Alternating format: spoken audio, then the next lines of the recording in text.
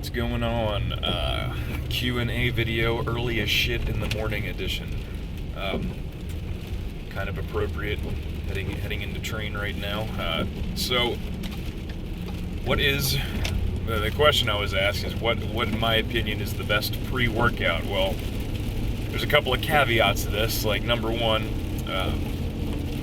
if you find yourself you're becoming like reliant, like it's part of your routine that you have to have some kind of stimulant, some kind of pre-workout or something like that, you're fucking up somewhere. Like, it's got to be, it's a good thing if you work a night shift, or you didn't get enough sleep because your kids were up or all night throwing up and shitting their pants or whatever.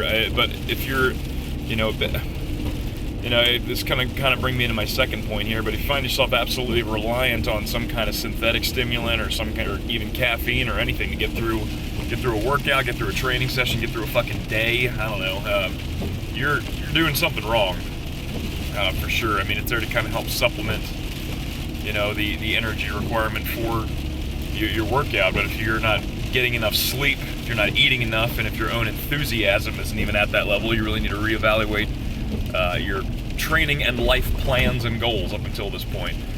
Point number two, if you're under 25 fucking years old and you need a pre-workout, your best pre-workout would be to turn off your phone, get off your fucking Xbox, and go to bed at a reasonable hour. That would be your best time. Seriously, you have, if you're still college-aged, in college, and you need pre-workout, I can't even count how many people I hear from a day that talk about, I'm on my new 1MRE fucking craze high-density explosives or whatever. And it's just dumb. It's stupid. There's no reason why anybody who is young and relatively healthy would need something like that, unless just the rest of your life around training is just of poor enough quality that you just can't fucking muster the enthusiasm to do it. So, anyway, now that all that stuff's out of the way, really, my absolute favorite is Assault by Muscle Farm. Basically, not that weird black label stuff.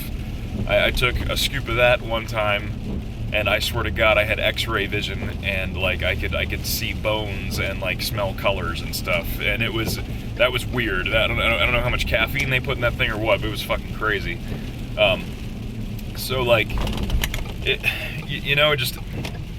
I don't want to be that guy, if you can't pronounce the name of it, it's a harsh chemical. Well, that's stupid and everything. But seriously, I mean, a quick Google search can tell you exactly what's in any of this stuff. Most of the times, all the derivatives for the stimulants they put in, I mean, it's synthetic caffeine. That's all it is. People are trying to improve upon the only thing that actually works and trying to, reinvent the wheel here. It's kind of dumb. But as far as Muscle Farm, there's not a lot of there aren't any harsh stimulants in it.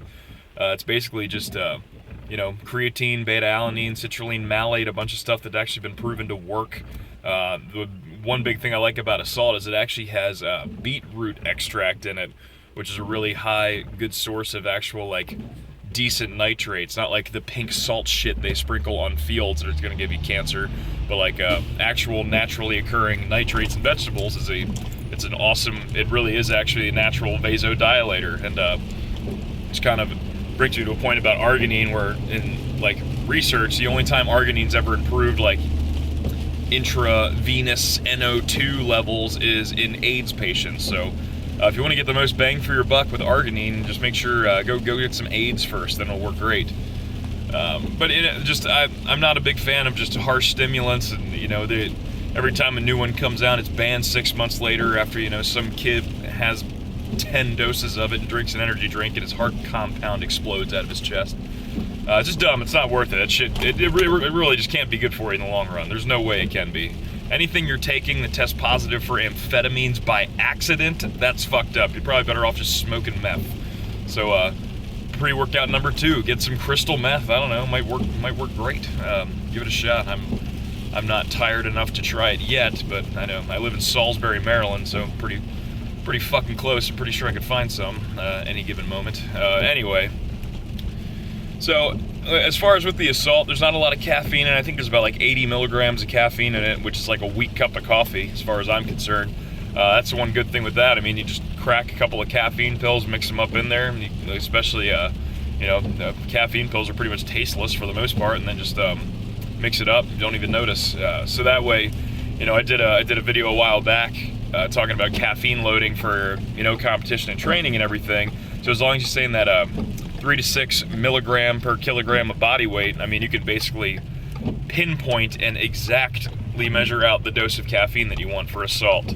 A lot of times you're kind of screwed with the other pre-workouts because, I mean, they're getting close to 300, 400 milligrams of caffeine. And, I mean, most people probably right around that window anyway based on their body weight. But, I mean, if you're under or over that, you're kind of screwed. And plus, all the other shit they add into it, I mean, you're liable to give yourself a fucking arrhythmia or something. I mean, that's another thing too. Most, I forget where I was reading this before. If you need a source for this, the Hamburger Train Journal use fucking Google. It's basically most of the pre-workouts that are out on the market now.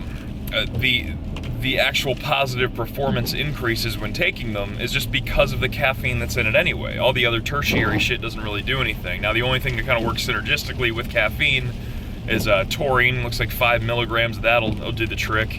There's some really cool research on theanine and caffeine together about how it might even reduce just some of the negative stuff that happens when you take not a high amount of caffeine. Don't fucking kill yourself, you idiot. But when you take caffeine, you can get jittery, you can get anxious. It's just stuff that happens when you take any kind of stimulant, really. Theanine, I think it's around, I forget the dosage of it. You're gonna have to fucking look it up. I don't care. I know with theanine, it might actually reduce some of just the anxiety with a lot of caffeine, and it might actually even reduce just kind of that little involuntary tremor that happens when you have a shitty cup of coffee. This stuff that's not been ground up very good, stuff that hasn't been filtered too finely, can actually cause some of that kind of, like I said, some of that negative kind of shakes and wiggles that you don't want to have under, a 700-pound bar on your back. But yeah, that's my opinion. Most of them are bullshit. Assault's pretty awesome, and I have no affiliation with Muscle Farm whatsoever. That's just an honest opinion for, over the past 17 years of lifting stuff. I think I've tried pretty much everything, and that's really the only one that I've actually noticed that I take consistently. I feel better during training. I don't want to, psychologically, I don't want to kill myself as much as I do on like a really, really harsh, just fucking God only knows what I'm putting into my body kind of stimulant.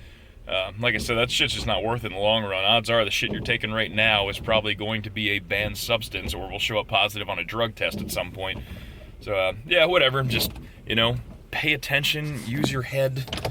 If something says, synthetic amphetamines on it, it's probably going to fucking kill you. DMAA, I mean, it's great if you're going to a rave, I guess, but it's not too good if you're going to go, do something productive with your body.